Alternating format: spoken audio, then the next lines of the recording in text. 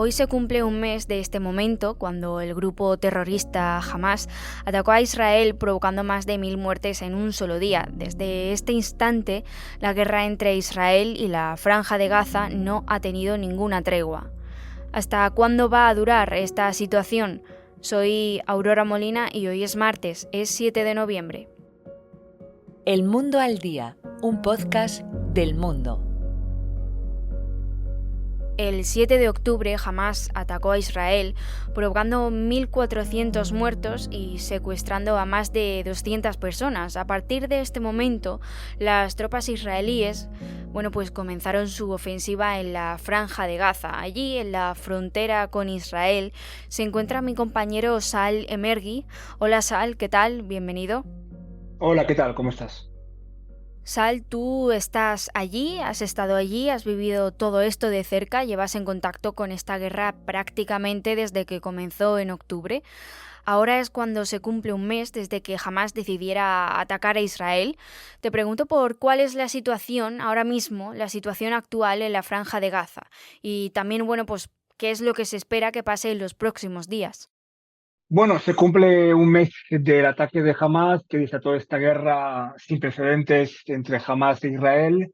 Realmente un mes en el que, si analizamos en la Franja de Gaza, por ejemplo, se puede analizar desde el punto de vista humanitario, desde el punto de vista militar.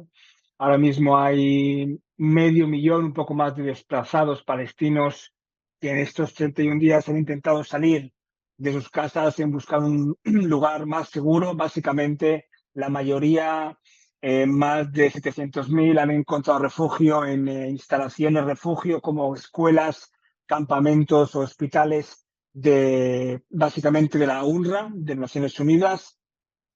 Israel está promoviendo desde hace ya semanas que hay una evacuación masiva desde el norte de la Franja de Gaza hacia el sur. Es decir, el norte de la Franja de Gaza es nuestra ciudad de Gaza, que es la capital de la Franja, y ahí, según Israel, donde está el feudo principal del grupo yihadista Hamas, básicamente en los túneles. Y en estos momentos, pues, estamos en esta fase de que, tras el ataque de Hamas, que causó 1.400 muertos y acabó con el secuestro de 241 personas, entre ellos también decenas de bebés, niños y ancianos, Israel lanzó una ofensiva militar, en primero aérea, luego también con ayuda desde el mar y hace ya una semana y media también desde tierra.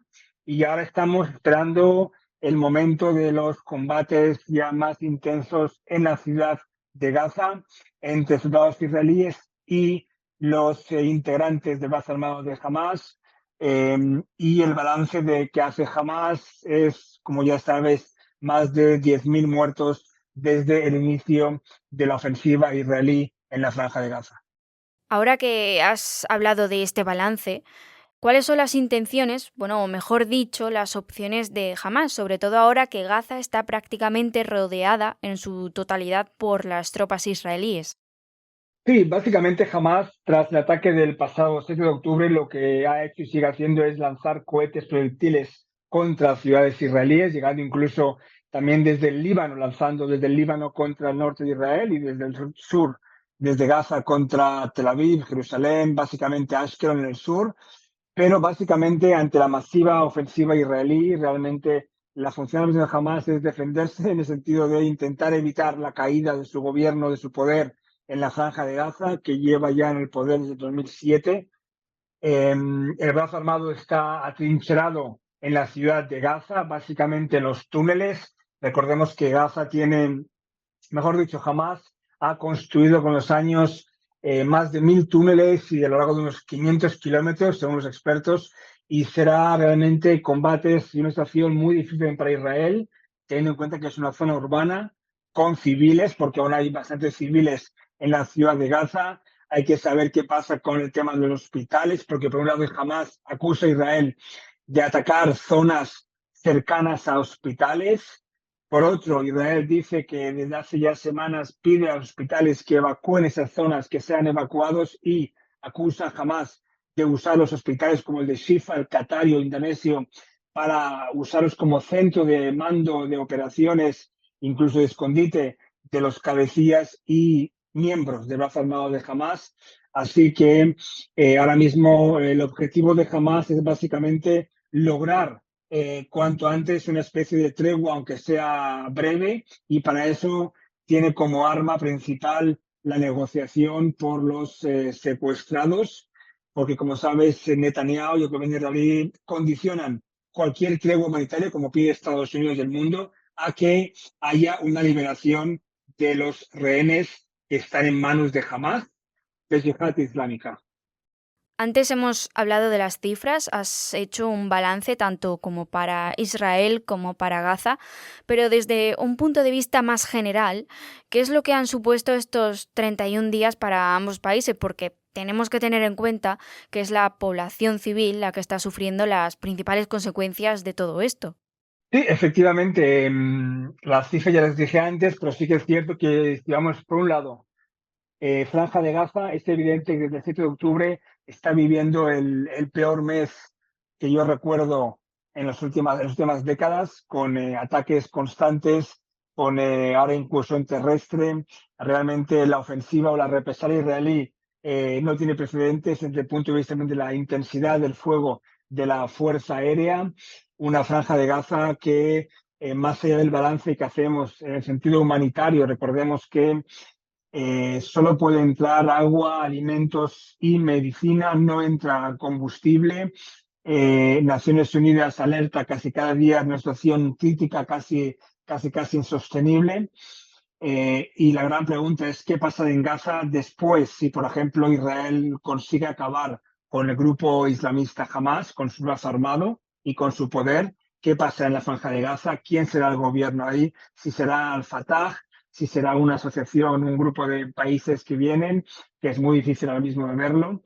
Y el balance de Israel, por supuesto, es que el 7 de octubre se ha recordado ya como la fecha seguramente más trágica en su historia, el ataque más sangriento que recuerda a los israelíes, con 1.400 muertos en apenas unas horas, en un fracaso realmente estrepitoso, histórico del ejército israelí, de la inteligencia israelí, al no saber alertar, prever y tampoco responder de forma inmediata al ataque de Hamas contra sus kibutzim, contra un festival de música masivo, contra sus bases y varias ciudades.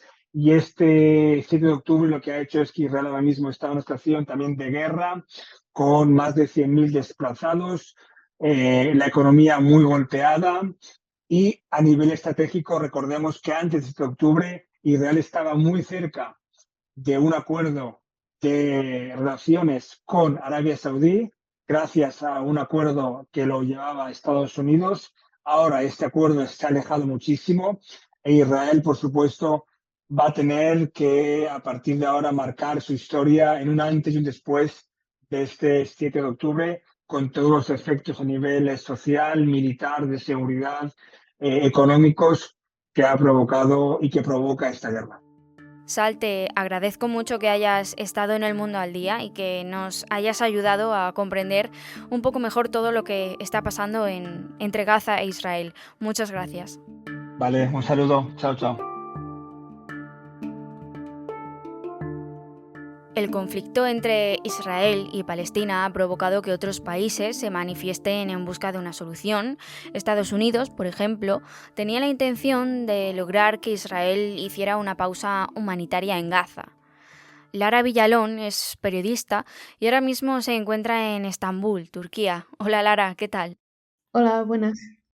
Lara, sabemos que el secretario de Estado estadounidense, Anthony Blinken, visitó el pasado domingo al líder de la autoridad palestina, Mahmoud Abbas. ¿Qué es lo que sabemos de esta reunión? ¿Cuáles eran las intenciones de Blinken y, bueno, de Estados Unidos también con esta visita?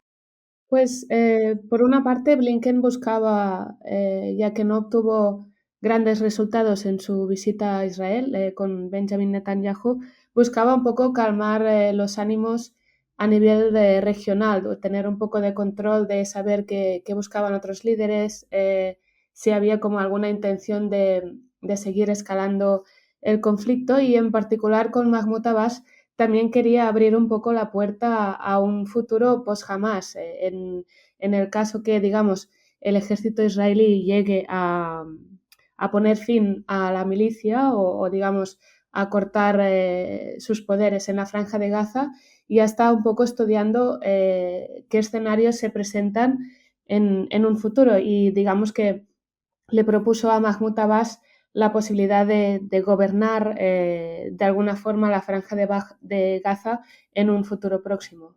Además, esta no ha sido la única parada del secretario estadounidense. Ayer mismo Blinken visitó también Ankara, la capital de Turquía. De este encuentro, ¿qué es lo que sabemos? ¿Cuál es también el papel de Ankara dentro del conflicto entre Israel y Gaza? Pues en Turquía fue un poco distinto de las visitas que hizo a otros países de la región, porque en los últimos días el gobierno turco ha incrementado sus críticas contra el ejército israelí y también culpa a Estados Unidos de lo que está ocurriendo en Gaza. Entonces, Blinken, por un lado, quería un poco hacer un reacercamiento con el gobierno turco, calmar un poco los ánimos, pero también buscar otras formas de poder entrar ayuda humanitaria a la Franja de Gaza, porque en las últimas semanas varios países han estado estudiando cómo podrían convencer a Israel de que permita esta entrada de ayuda humanitaria. No siempre se ha conseguido, de hecho está entrando mucha menos ayuda de la que querrían los países de la región como Egipto o como Jordania, y digamos que Estados Unidos está buscando otras vías. Por el momento, Ankara se ha mostrado como uno de los países mediadores, pero no ha conseguido grandes avances como otros, por ejemplo, como Qatar, que ha podido negociar con los rehenes, la salida de rehenes, o Egipto, que permite el paso de ayuda humanitaria hacia la Franja de Gaza. Lara, para terminar te voy a hacer una última pregunta, también ligada un poco a la visita de Blinken por Oriente Medio. Tú misma has dicho que no se ha tratado solamente de una visita, sino que, bueno, pues se ha tratado de varias. También has dicho que el objetivo era lograr el aumento de la ayuda humanitaria, incluso una pausa humanitaria en Gaza por parte del primer ministro israelí, pero no ha sido así. Digamos que esto no se ha conseguido. Sí, se trataba de un objetivo mínimo, porque digamos que todos los países de la región están pidiendo un alto al fuego. Estados Unidos incluso pedía un poco menos, una pausa humanitaria de unas pocas horas o pocos días para poder entrar esta ayuda humanitaria que comentábamos, pero se encontró con la negativa del gobierno israelí, que ha dejado muy claro, ha dicho de forma muy tajante que ellos no van a parar la guerra, ni siquiera una pausa humanitaria, a menos que se liberen todos los rehenes que tiene bajo control Hamás. Lara, pues te agradezco que hayas estado en El Mundo al Día. Muchas gracias. A vosotros. Sale Mergui y Lara Villalón han hecho posible este episodio de El Mundo al Día.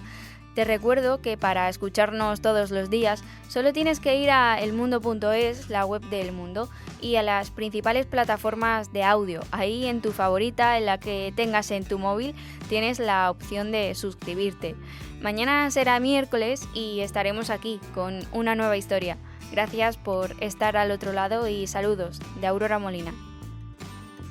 Has escuchado El Mundo al Día, un podcast del Mundo.